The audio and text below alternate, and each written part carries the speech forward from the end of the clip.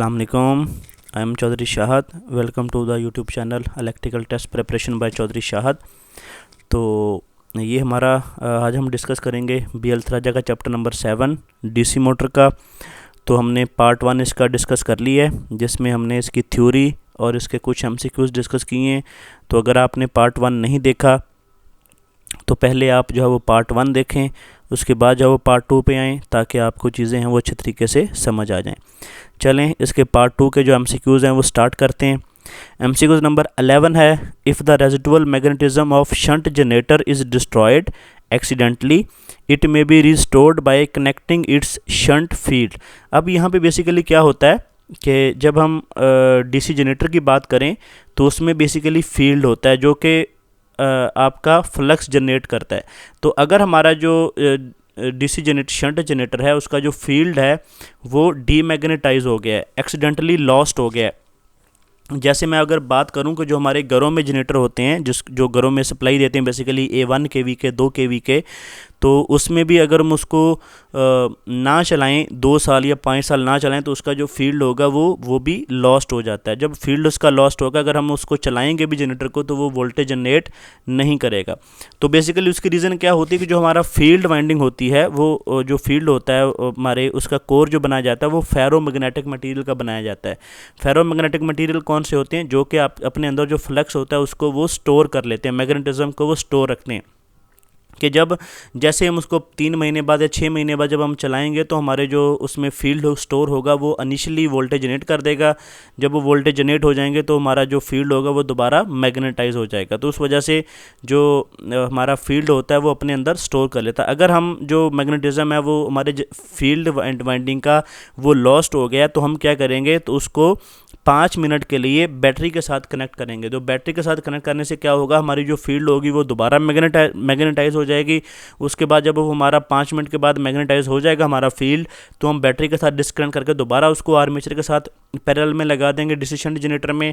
तो हमारा जब हम जनरेटर चलाएंगे तो हमारा जो जनरेटर होगा वो बिल्ड अप करना, वोल्टेज जनरेट करना स्टार्ट कर देगा। तो हम उसको रिस्टोर कैसे करते हैं शंट फील्ड को, टू कनेक्ट अ बैटरी के बैटरी के साथ उसको कनेक्ट करके हमारी जो रेजिडुअल मैग्नेटिज्म है वो शंट जनरेटर की वो दोबारा रिस्टोर हो जाएगी।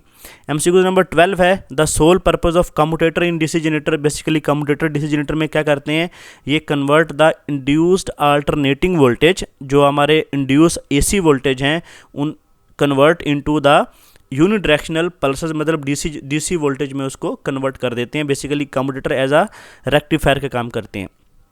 एमसीक्यूज नंबर 13 है, all rotating electric machines are basically, जो हमारी रोटेटिंग इलेक्ट्रिकल मशीन है वो बेसिकली इलेक्ट्रोमैकेनिकल कन्वर्टर होती हैं। बेसिकली मैकेनिकल एनर्जी को इलेक्ट्रिकल एनर्जी में कन्वर्ट करते हैं। एमसीक्यूज नंबर 14 है, all rotating electrical machines have, इसमें बेसिकली रोटेटिंग आर्मेचर होता है और फील्ड जो होती है वो फिक्स होती है जितनी भी रोटेटिंग इलेक्ट्रिकल मशीन्स होती हैं। एमसीक्यू नंबर 15 है कि V cross B is equal to E is the equation of electrical machine having, ये basically convert the mechanical energy into electrical energy की ये इक्वेशन है। एमसीक्यू नंबर 16 है, the function of commutator in DC machine, ये basically change the AC voltage into DC voltage. Basically AC voltage को DC voltage में change करते हैं, commutator as a rectifier का काम करते हैं। एमसीक्यूज नंबर 17 है, under commutation in DC machine gives rise to, ये basically sparking at the trailing edges of the brush. Basically ये ट्रेलिंग एजेस जो ब्रश के होते हैं उसमें स्पार्किंग प्रोड्यूस करती है अंडर कम्यूटेशन। ये हम जो है वो आगे एमसीक्यूज आएंगे जनरेटर के, तो वहाँ पे ये कॉन्सेप्ट को डिटेल में डिस्कस करेंगे। एमसीक्यूज नंबर 18 है, a conductor is rotating within a magnetic field at which of the following position do the zero voltage occur, कि किस पोजीशन पे जो हमारे कॉइल होती है उसकी जनरेटर की, उसमें ज़ीरो वोल्टेज कब इंड्यूस होते हैं, जब वो along the axis of the field होती है। जब along the axis of the field होगी, जिसको हम ज्योमेट्रिक न्यूट्रल एक्सेस कहते हैं, उस वक्त जो हमारा फ्लक्स होता है वो कॉइल के पैरेलल में होता है और हमारा जो फ्लक्स होता है वो कॉइल को कट नहीं कर रहा होता और हमारी कॉइल में कोई EMF इंड्यूस नहीं हो रही होती। MCQs नंबर 19 है, which of the following form of energy converter. तो ये बेसिकली तीनों ही एनर्जी कन्वर्टर हैं। पीजियो इलेक्ट्रिक करंट जो कि बेसिकली हमारा चलने से जो एनर्जी पैदा होती है, मैग्नेटोस्ट्रिक्शन होती है, हॉल इफेक्ट है, ये जितने भी हमारे ये तीनों इफेक्ट मैंशनड हैं ये सारे एनर्जी कन्वर्टर हैं। MCQs नंबर 20 है, which of the following part helps the commutation process. Basically जो हमारी कम्यूटेशन है, जैसे हमने बात की थी कि जो ज्योमेट्रिक न्यूट्रल एक्सेस है उस एक्सेस पे जो वोल्टेज जनरेट होते हैं कॉइल में वो ज़ीरो होते हैं, लेकिन जो है उसकी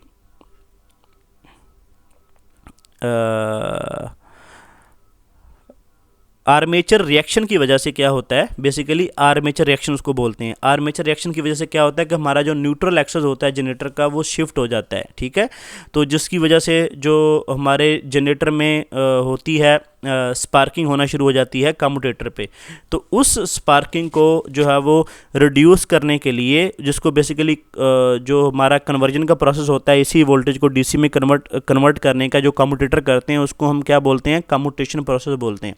कम्यूटेशन को बेसिकली स्पार्कलेस करने के लिए या मतलब उसके स्पार्किंग को रिड्यूस करने के लिए हम इंटरपोल वाइंडिंग यूज़ करते हैं। ये इंटरपोल वाइंडिंग बेसिकली क्या करती है, जैसे मैंने आपको बोला कि आर्मेचर रिएक्शन का इफेक्ट होता है, ये हम आगे जाकर डिस्कस करेंगे इसको डिटेल में आर्मेचर रिएक्शन क्या होता है। ये बेसिकली हमने जब हांडा का चैप्टर डिस्कस किया था जनरेटर, डीसी जनरेटर वाला, तो वहाँ भी जो हमने डिस्कस किया था, अगर आपने वो चैप्टर नहीं देखा तो आप डीसी जनरेटर जो है वो हांडा का वो चैप्टर देख लें, वो भी अपलोडेड है चैनल पे प्लेलिस्ट में।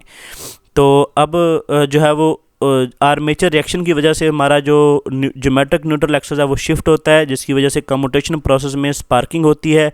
तो उस स्पार्किंग को बचाने के लिए, उस बेसिकली आर्मेचर रिएक्शन के इफेक्ट को कैंसिल करने के लिए हम एक इंटरपोल वाइंडिंग यूज़ करते हैं, जिसको इंटरपोल वाइंडिंग बोलते हैं, ठीक है।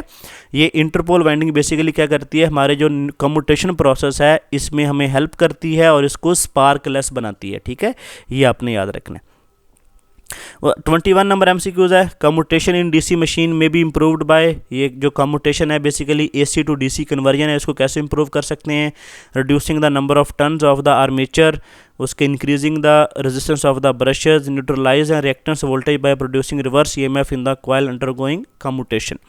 MCQs नंबर 22 है, each commutator segment is connected to the armature conductor bye means of. जो हमारे कम्यूटेटर सेगमेंट होते हैं उसके साथ हमारे जितने भी आर्मेचर के कंडक्टर होते हैं वो कनेक्टेड होते हैं। जो बेसिकली वो कनेक्ट किसके थ्रू होते हैं, कॉपर लग्स के थ्रू। जो बेसिकली कॉपर लग्स होते हैं जो कंडक्टर के ऊपर, कंडक्टर को जो कम्यूटेटर सेगमेंट होता है उसके साथ कनेक्ट करता है, उसको बोलते हैं कॉपर लग्स। MCQs नंबर 23 है, DC generator sparking between the brushes and commutator surface में भी ड्यू टू, ये ओवर कम्यूटेशन की वजह से भी होती है, अंडर कम्यूटेशन की वजह से भी, to rapid reversal of current की वजह से भी। MCQs नंबर 24 है, ये बहुत इंपॉर्टेंट है, ये बहुत दफ़ा टेस्टों में आ चुका है। Brushes for commutator of are 220 volt DC generator are generally made of, ये इलेक्ट्रोग्रेफाइट से बने होते हैं। ये बेसिकली MCQs नंबर 24, 22 ये बहुत दफ़ा टेस्ट में आ चुके हैं और हमारा 20 नंबर MCQs भी बहुत दफ़ा NTS में आ चुका है। तो 20, 22 और आपका 24 ये बहुत इंपॉर्टेंट है, इनको आपने अच्छी तरीके से याद करना है। MCQs नंबर 25 है, जो कम्यूटेटर ऑफ DC मशीन होते हैं एक्ट एज ये फुल वेव रेक्टिफायर का काम करते हैं, बेसिकली दोनों साइकिल्स को DC में कन्वर्ट करते हैं। MCQs नंबर 26 है, the maximum number of brushes which may be used in electrical machine is equal to the, वो आइदर नंबर ऑफ पोल्स के इक्वल होते हैं या वो 2 होते हैं।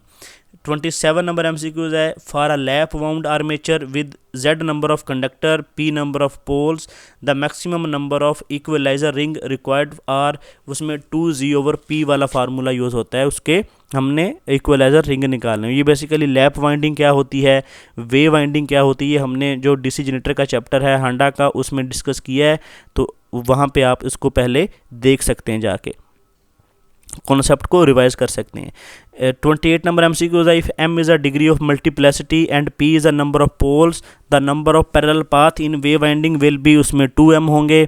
MCQs नंबर 29 है, equaliser ring can be used by, ये जो इक्विलाइजर रिंग यूज़ होती हैं ये लैप वाउंड आर्मेचर में होती हैं। ये एमसीक्यूज का करेक्ट आंसर ए है। यहाँ पे जो बुक में आंसर है वो गलत मार्क है, बी बेसिकली मार्क है, तो ये इसका जो करेक्ट आंसर है वो ए है।